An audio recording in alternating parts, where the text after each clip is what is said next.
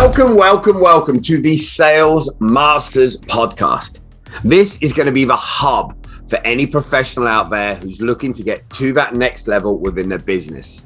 Not only are they going to be dropping tips, but bringing in the absolute titans of industry, big names out there, like the people like David Meltzer, leaders of their industry. We're going to share with you exactly how they got there, the problems they faced, how they overcome it, so you can use them within your business. We're going to be dropping weekly gems that you can go off to help you get up to that next level. And we look forward to having you here on the journey. Hi guys, welcome to the Sales Masters podcast. Today we are joined by an absolute legend in every single area. I was talking to someone earlier and we rightfully said David Meltzer has got sales within his blood. If we look at his bio, it reads like something that most people only dream of. Went pre-med, graduated law, rags to riches, lost 100 million, back to the top again, co-founded Sports One Marketing, has a 3-time international bestseller, top 100 business coach, executive producer. I mean, the list just goes on, David. Welcome. Thanks for coming on today. Thank you so much. And I appreciate the opportunity to hopefully share some inspiration and some dummy tax that I've paid along the way so other people can share in the same joy. Well, yeah, I mean, exactly that. I mean, the whole idea of a Sales Masters podcast is to bring the titans of industry on to really share those tips, hacks, and tricks, which can sort of either put a light on some of the things that they've done, or I think there's a lot of shortcuts out there, not shortcuts in life, but we can learn from others' lessons. So I know with yourself, sales is something which your first job hit it high, right? I mean, you made your first million after, was it 9 months in sales? Yeah, 9 months out of law school, despite my mom telling me the internet was going to be a fad and I should use my law degree in a traditional manner. She was wrong. I was born to be a salesperson, and I outdid the next closest person by 3-1. And we ended up selling that company 3 years later in 1995, mind you, for $3.4 billion. Wow. So when we talk about that, just to jump into that for a second. So obviously went pre-med, graduated law. Was there a temptation at all to go towards that side, or were you just, you knew when you saw that? Because I think it was a $250K a year job, right? Can you tell us about that? So it's so interesting because my priority was to please my mom because I wanted to buy my mom a house and a car. So up until almost the second year in law school, I would never imagine doing anything that my mom, because how much she had invested in me, how much she had sacrificed for me, how unbelievable of a mother she was, and the success she's had with my siblings. I had 5 siblings, all in the Ivy League, summa cum laude, all successful. I felt as if there's no way I can tell my mom she doesn't know what she's talking about. But because I wanted to buy my mom a house and a car, because money was so important to me, unlike my siblings, I made the decision that, and it was just a hedge, right? I made a decision that I was going to go for the higher paying job. And if I failed, I could always go back and be a lawyer. If the internet was a fad or I sucked at sales, I could always go back to being a lawyer. In fact, I hedged my bet by taking the bar examination and passing it, even though I didn't have to for my sales job, just in case my mom was right. We've got to keep the mums happy for sure. I think that's definitely the thing. What would you say for over the career that you've had, key attributes for people that want to succeed in sales? Do you feel like they've changed? What would you say some of the key attributes would be? Yeah, absolutely. Well, the number one thing that has changed for me is that I innately, quantum in my nature, an energetic and genetic inheritance. I'm an overseller, a back-end seller, a liar, a manipulator, and a cheater. And those are great attributes to hit your commissions and do big bonuses, but it's not going to create a longevity or a great career for yourself. And so the number one paradigm shift for me was credibility, of being able to sell by telling the truth, by asking open-ended questions, leading with closed-ended questions to 2 simple questions. Would it help you if, and do you know anyone that could help me? These are 2 critical sales questions that I have learned are superpowers of mine. And let me tell you what has changed, why those questions became more and more powerful, is that when we were limited in our reach, no matter how big of a company you work for, you were limited by technology to reach a lot of people. Yes. You had to be very targeted. So we created avatars and we called them the low-hanging fruit, and solution selling, spin selling, Brian Tracy, all my mentors, Dennis Waitley, all talked about the specificity of the avatar, of the key low-hanging fruit, and making sure we're spending our time in our pipelines, and from stimulating interest to transitioning interest and sharing a vision, every single part. But what has changed is now I think you are doing yourself a disservice if you're only after the avatar. What you should be targeting is open minds. See, if you can get to an open mind, you can ask him, hey, if I'm selling solar, what are you doing today to solar? What do you know about solar? Open-ended questions. Hey, would it help you if I did this? Would it help you if I reduced the cost in your insurance, increased your appreciation of your home? All these things. Do you know anyone, right? Do you know anyone? Is there any way? And boom. Now, why is that so important? Because even the average person has about 1,000 people in their network, not just the golf group, the card game, all these small little microcosms of opportunity. This is 7.6 billion people reachable. And so if we limit ourselves to the low-hanging fruit instead of looking for open minds and asking the right questions to provide value to open minds. See, open-minded people attract open-minded people. Yes. And open-minded people have open hearts, and open hearts have open hands. All you need in order to sell is to find someone with an open heart, open hands, and an open mind. They're going to give you a whole pool of people. You'll be overwhelmed with opportunity. Your biggest problem in sales today should be prioritizing the opportunities that you have, because that's the size, scope, and scale of the audience. I find it fascinating you say that. And I think it's interesting, right? When we talk about people in sales, people just seem to wait, right? They wait on the edge. That one question, who do you know, right? If you don't ask the questions, no one's going to go, by the way, before you leave, let me just give you 10 people you could. They're not going to just automatically throw it away. And why do you think people shy away from asking such simple questions? Well, let me give you a little historical story. I did some consulting for Sidney Frank. He's the founder of Home Depot, a fairly large company in the United States and worldwide, by the way. And anyway, at Home Depot, they have 3 different types of checkout: the contractors, the consumers, and they have 4: garden, and then they have automatic, right? Self-checkout. They sell appliance insurance, right? You want a warranty, and they make a fortune on the warranties. The number one sales outlet of all those 4s, not the contractor, not the consumer, not the garden, but the self-checkout's the number one salesperson of warranties. Why? Because it asks every single time. A completely impersonable, nothing except for just a notice, would you like to buy the warranty? Just asking, no personality, no trust, no like. Just asking, and it aggregates to more sales than all 3 of those things. If that doesn't tell you how important it is to ask, then nothing ever will. Because if you just ask with the most monotone green screen voice that says, do you know anyone that can help me? And guess what? Once you ask that question, you qualify the most important qualification. 1, a closed mind says no.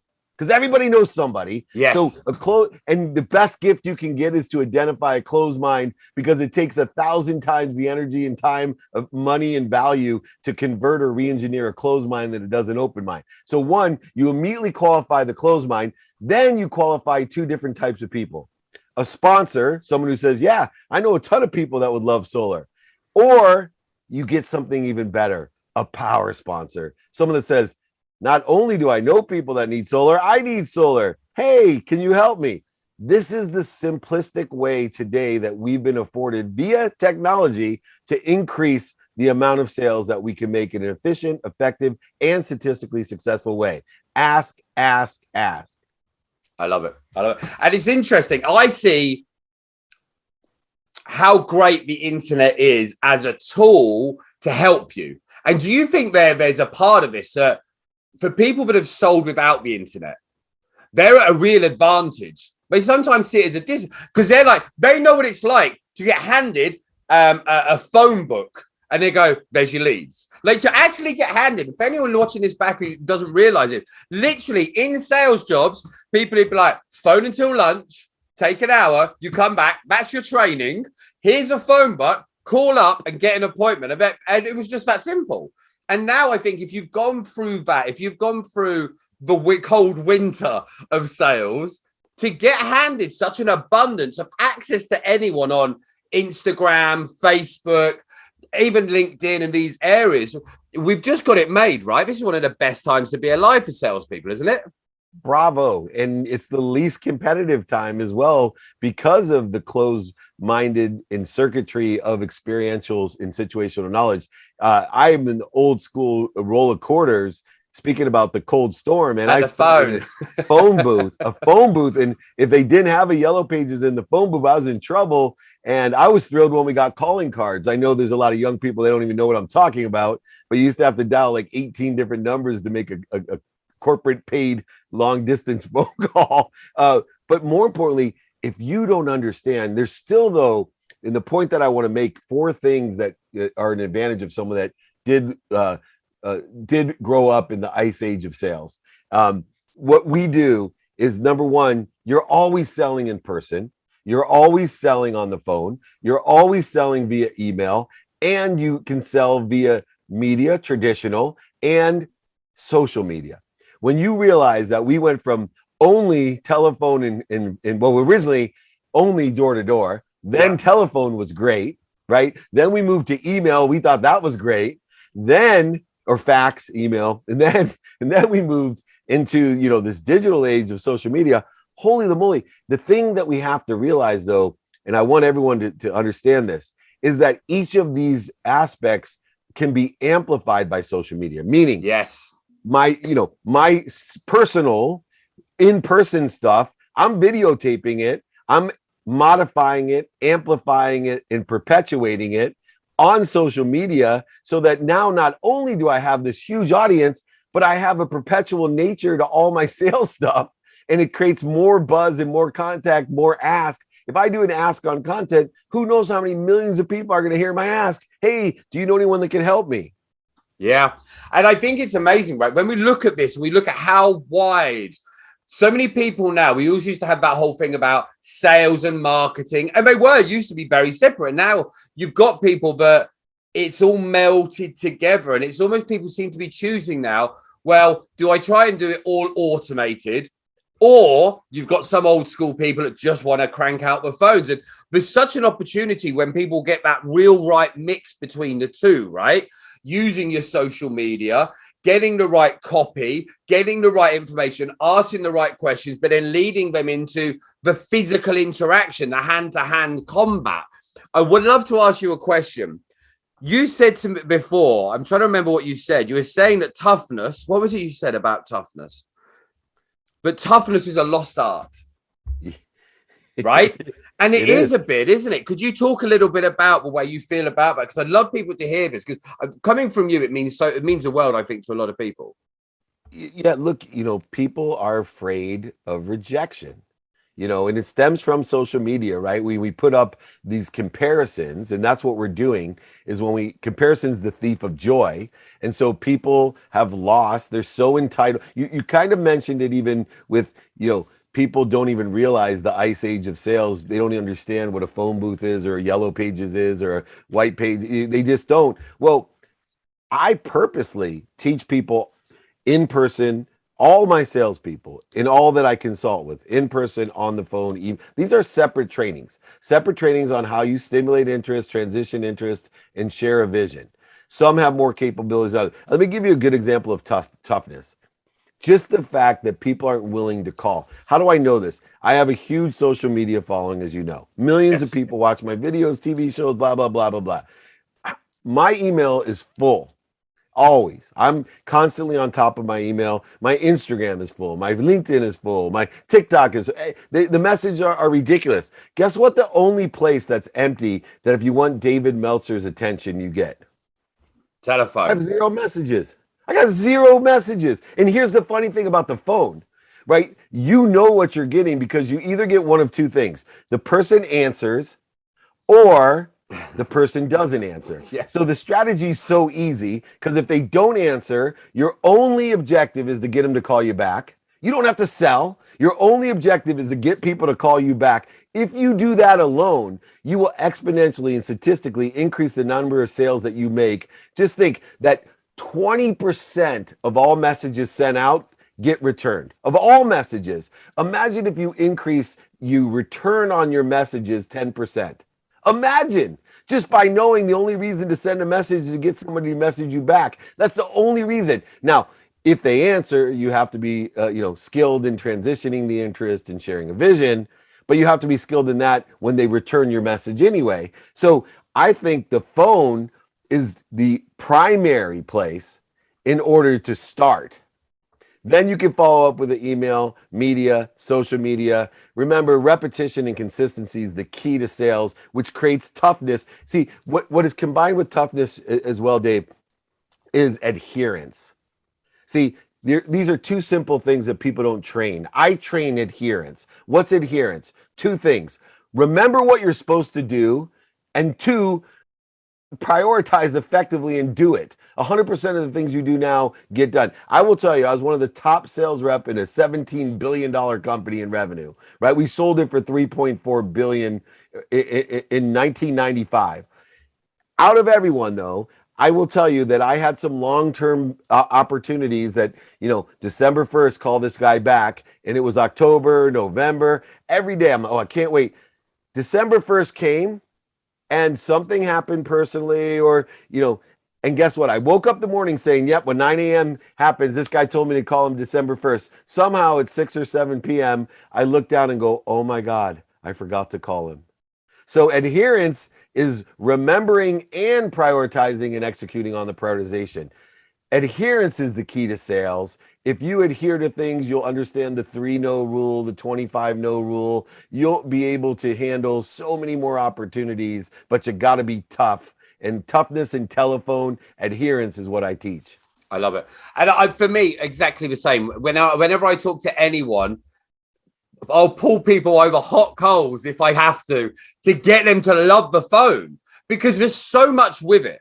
The fear that people have is false, right? It's not a real fear. We're worried about some ogre at the end that's going to be this big meanie.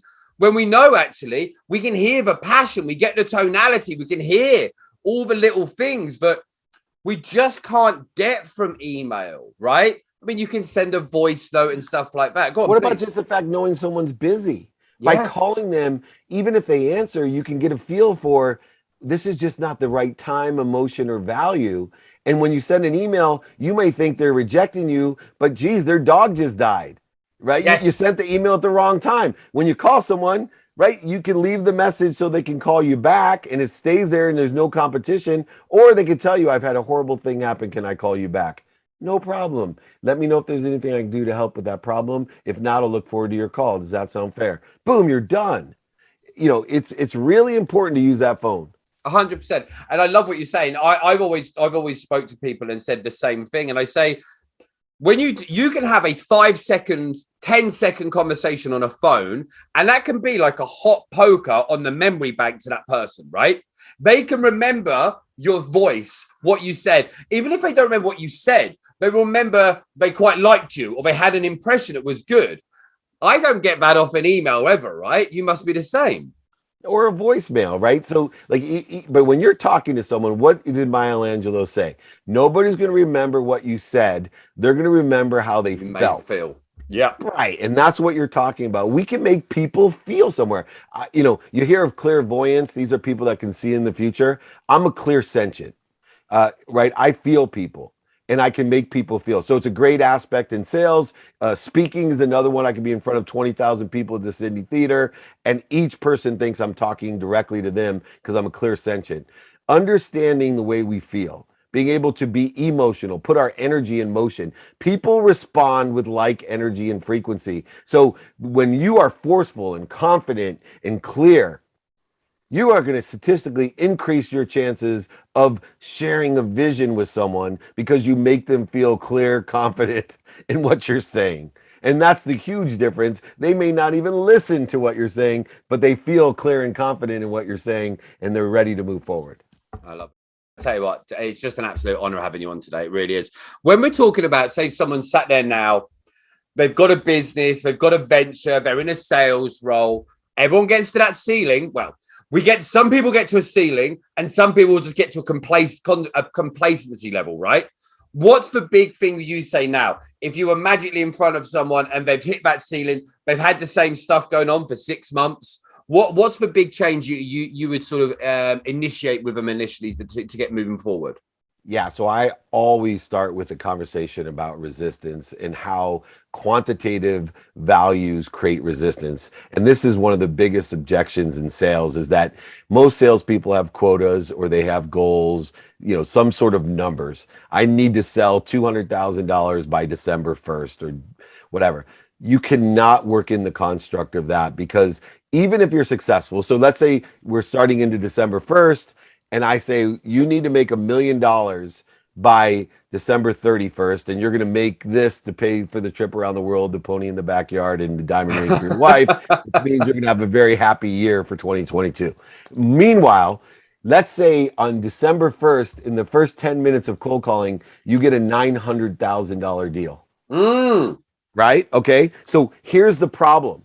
Whether you have 0 or 900,000 in day one, the minute day 2 starts, you're creating more resistance, because the time is fleeting on you. So what happens is I try to get people to shift from the quantitative into speed. See, speed is in your favor. It has no resistance and it's effortless. So when I say I want to close as many deals as I can, as fast as I can, that is a much scientifically, physically more healthy thing to say, because you're actually clearing interference and resistance instead of creating it.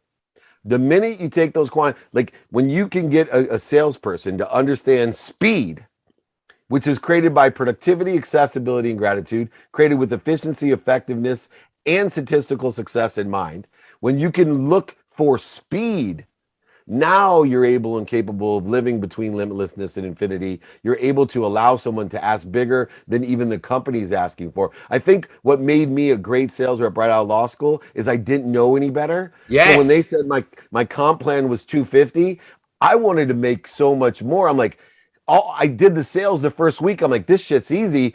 I'm gonna wake up at 4 a.m. and I'm gonna spend the whole day till 10 p.m. I'm not married. I don't have kids. I don't have a car. I'm the only single guy out. I'm the youngest one. They're paying for my car, my hotel room, my food, my dry cleaning, my cell phone, which is a bag phone. Literally, a suitcase. Exactly. But I was like, are you kidding me? Why is my comp plan only 250? I can sell 3, 4, 5 times as much. I'm gonna do this as fast as I can, because I didn't know any better. Where the other guys have been selling books for years, and now it's online, and they're like, yeah, I make 250 a year. Yes. Right? I make I'm fine. I got my house, my car. I'd rather spend time with my kids. Meanwhile, there's a healthy balance. Not everyone's 24 years old and hungry like I was. But, a lot of those guys missed out on a huge opportunity because they did exactly what you're talking about. They leveled off, they plateaued, they lived their lives like tubes, food in, food out, paycheck in, paycheck out. I love what you say. And it's interesting, isn't it? The amount of people that go in, and this isn't just salespeople, but it's business owners do it to themselves. We put this self-limiting. I always think of a lot of people, say they start off with a business and they're like, if I can get to 10,000 a month, I'm all right. The second they get to it, they're like, that big breathe out, life's all right. And the urgency stops, right? The priority stops, instead of being as fast as you can, being as effective as you can. I love it. There's also one more thing too, just abundant thing. I people look for things on sale, and I lived in a world of not enough, a single mom that packed my dinner in a paper bag, raised 6 kids on her own, worked 2 jobs. So work ethic was something ingrained in me, but also scarcity was ingrained in me. So I was always looking for the bargain. I was always wasting time, emotion, and value trying to find and negotiate for less, instead of saying, I'm going to make more so I can afford that. I'm not going to worry about asking for a discount. I'm going to put all my energy in making more faster So right. And I see so many people in sales do the same thing. They're putting their attention and intention in what's missing, what they don't want, or what other people think, instead of putting their attention and intention on the coincidences that they want. The greatest mathematical sales question is, are you paying attention to and giving intention to the coincidences you want with your career? If you do, people will call you lucky, because when coincidences happen that you want or better than you want, people think you're lucky. It's not. It's attention and intention. I think for a lot of people that come into sales that have come from, let's say, nothing, no thing, like struggle, have a lot better, partly the hustle and grind, partly the fact they've seen struggle. So they realize how fortunate they are to have the very thing in front of them, right? But if you've got someone who's always had everything, it's a different type of person, right? A different type of animal has got to come out to keep that coal burning. Do you train people in a different way based on that? Or do you just go on a singular focus to become their potential? Yeah, so it's interesting because skills and knowledge, they're the basement, right? That determines your bottom. So if you grow up rich, you have a different bottom than if you grew up poor. But desire is what equates to your potential.